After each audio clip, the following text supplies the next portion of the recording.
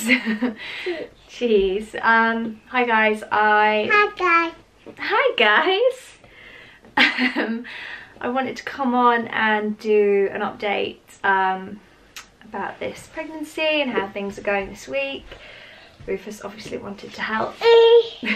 Thanks. So obviously I finished off my last update with being discharged from the recurrent miscarriage clinic. I had my last injection, I had my last scan with them, everything was fine. And I was feeling hopeful and positive and great about everything. And then this week has been a bit of... Bless you.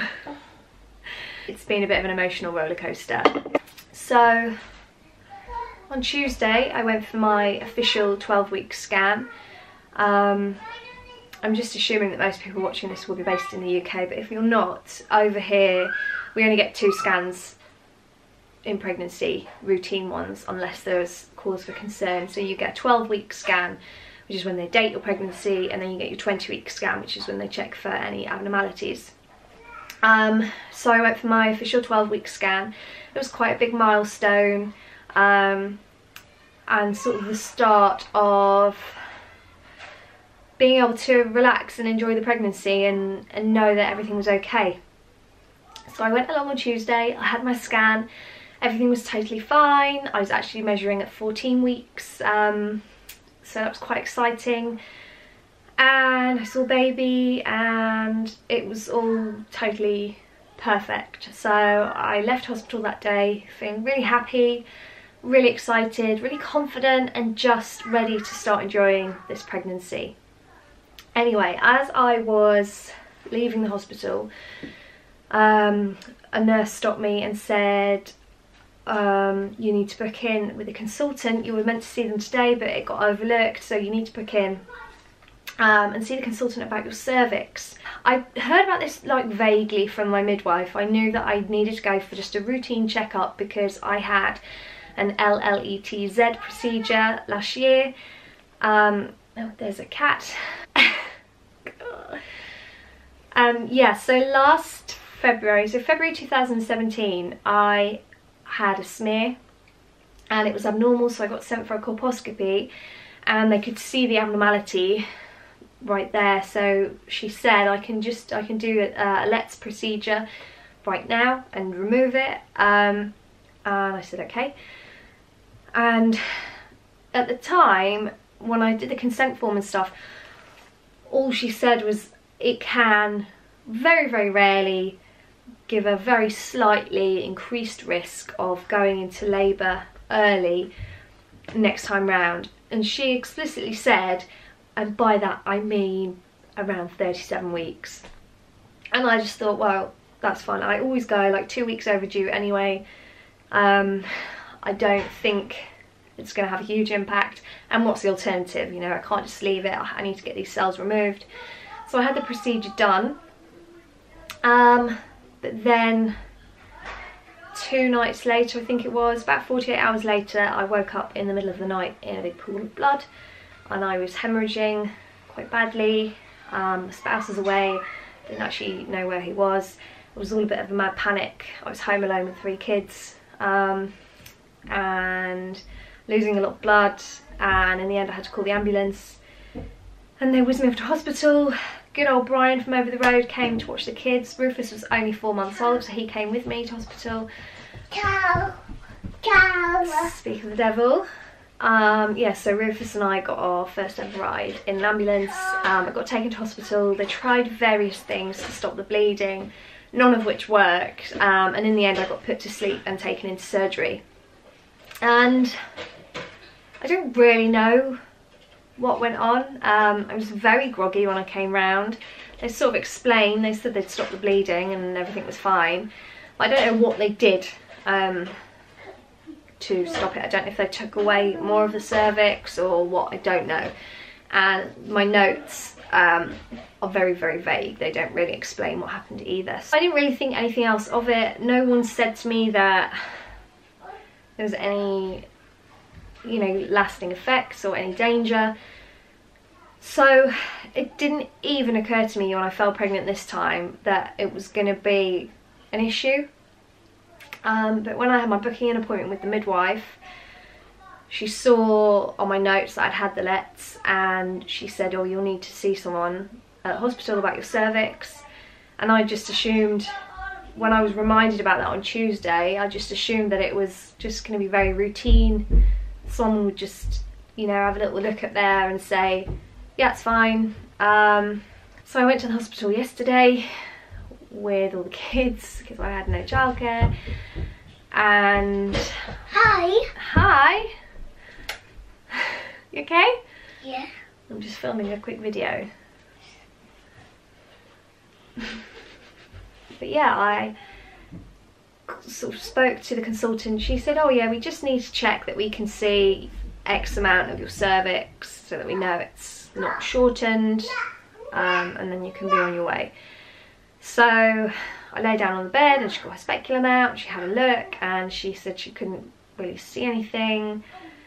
And then she said it looked a bit funny, and then she got her superior in who had a look, and they kind of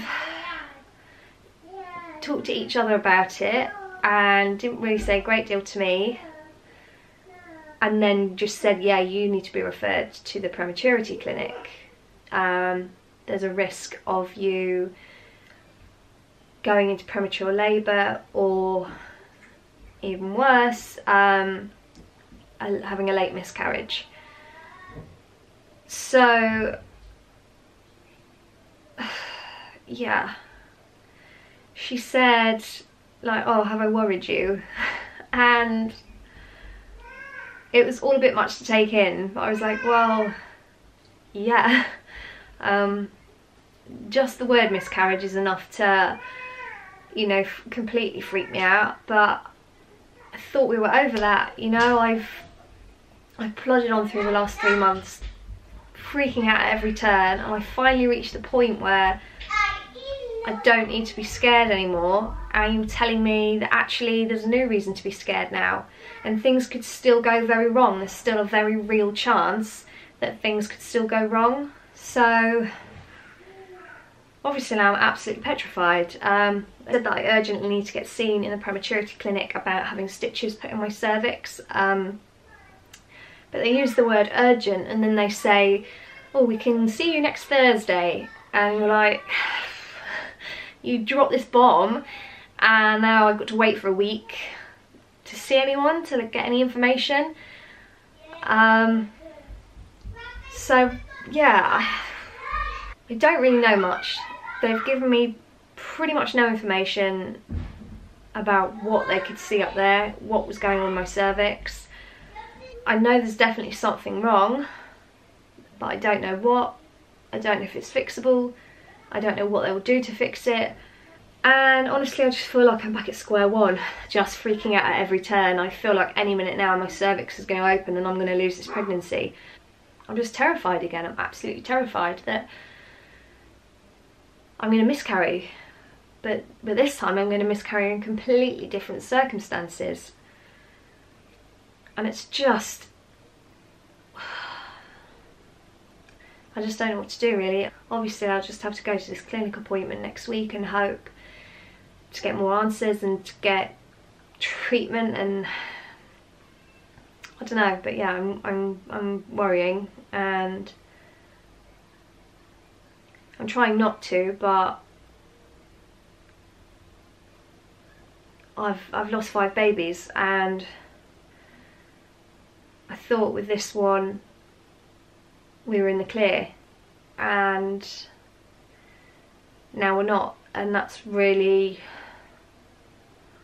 not a good place to be. So yeah, I don't know. So I'll be 15 plus 1 when I next go in and see the consultant, and I guess then we'll make a plan of action and I'll know more. So we're still trying to grow that rainbow, and I guess just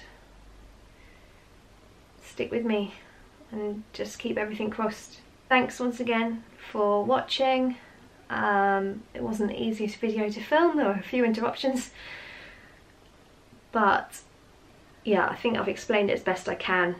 I don't know a great deal. I've actually got my notes here, and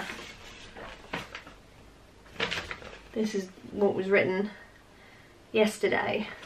Don't know if you can see that, but it's like completely illegible. I don't know what it says. So, but I do have some lovely pictures of little Nine from my scan on Tuesday.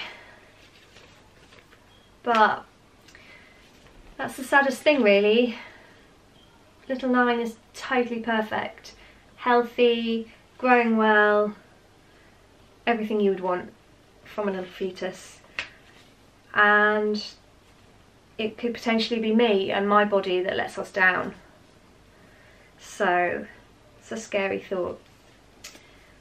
But as always, I will keep you updated and let you know how we get on. Thanks guys, bye.